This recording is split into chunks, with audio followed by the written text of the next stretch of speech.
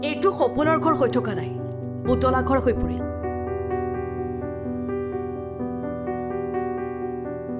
এটা থাকে না মানুহৰ বহুত ড্ৰিম থাকে সপোন থাকে মই ঘৰখন বনাম তেনেকে বাচ্চা মোৰ ল'ৰা ছোৱালী তেনেকে থাকিব এইটো সপোনৰ ঘৰ মোৰ নাছিলে এইটো পুতলা ঘৰ বনোৱা টাইপৰ হৈ আছে এতিয়ালৈকে 10টাকৈ মিস্ত্ৰী দল আহি কিন্তু ঘৰৰ খুঁটা এটা নহল মোৰ এতিয়ালৈকে 10টা মান মিস্ত্ৰী পাৰ্টি চেঞ্জ হ'ল 10টা মান চেঞ্জ হ'ল এতিয়া এটা মিস্ত্ৰী পাৰ্টি কিবা এটা ভুল কৰি যায় আৰু এটা পাৰ্টি আহি নধৰে অলপ ভাঙি চাঙি কৰে আকৌ চেঞ্জ কৰে ঘৰ নিৰ্মাণ কোম্পানী সপোনৰ ঘৰটো বনাবলৈ দি এতিয়া সৰ্বশ্ৰান্ত এজন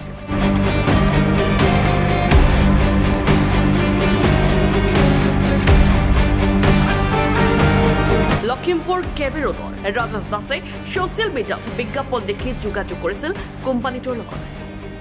মই ফেচবুকত সাধাৰণতে ওলাই থকা আমাৰ যিটো অসমৰ নাম্বাৰ 1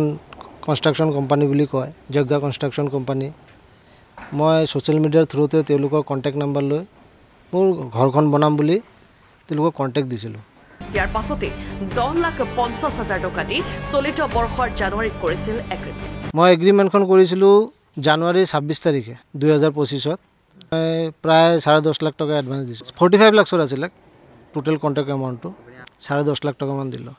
জি প্লাছটো ঘৰটো নিৰ্মাণৰ বাবে 45 লাখ টকা ধাৰ্য কৰা হৈছে কিন্তু 10.5 লাখ টকা দিয়াৰ পাছত যোৱা 6 মাহ নহল একো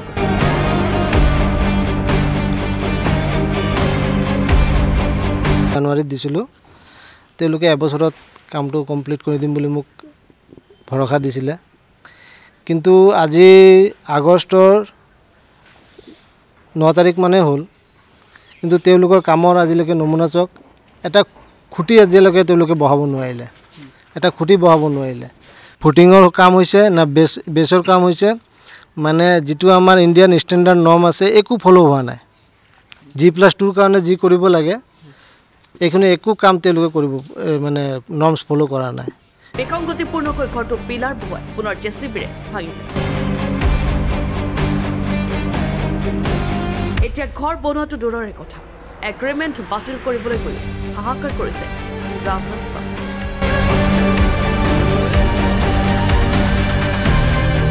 কণ্টেক্ট কৰিলে তেওঁলোকে ফোনে ৰিচিভ নকৰে মই আজি ওপৰত মানে আজিলৈকে 1000 বাৰৰ ওপৰত মই কল কৰিলোঁ কোনো ৰেছপন্স নকৰে ফোন ৰিচিভে নকৰে আমি ক'লোঁ না আপুনি যদি কণ্টেক্টৰ এডভান্স মানিটো দি দিলে আপুনি ফচি গ'ল আৰু আপোনাৰ লগত কাৰো লগত কণ্টেক্ট নহ'ব কোনো মানুহে যে জুন মাহত মই গুৱাহাটী গৈছিলোঁ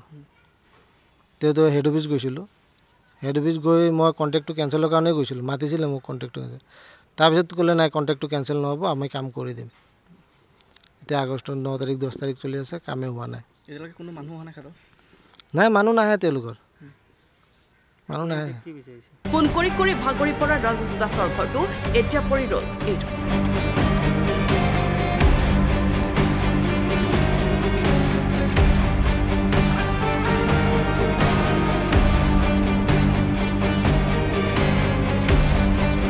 ইফালে ঘৰৰ নামত ঋণ লোৱা টকাৰ EMI ভৰি আছে মই নিজে ভিক্টিম হৈ আছোঁ এতিয়া মই পইচা দি টকা দি মই এতিয়া ভিক্টিম হৈ আছোঁ মই বেংকৰ EMI ভৰি আছোঁ প্লাছ মোৰ কনষ্ট্ৰাকশ্যনৰ পজিটিভততো একো অহাই নাই নিগেটিভত চলি আছে কাম এনেদৰে নিৰ্মাণ কোম্পানী কাম দি মূৰে কপালে হাত দিছে ৰাজেশ দাস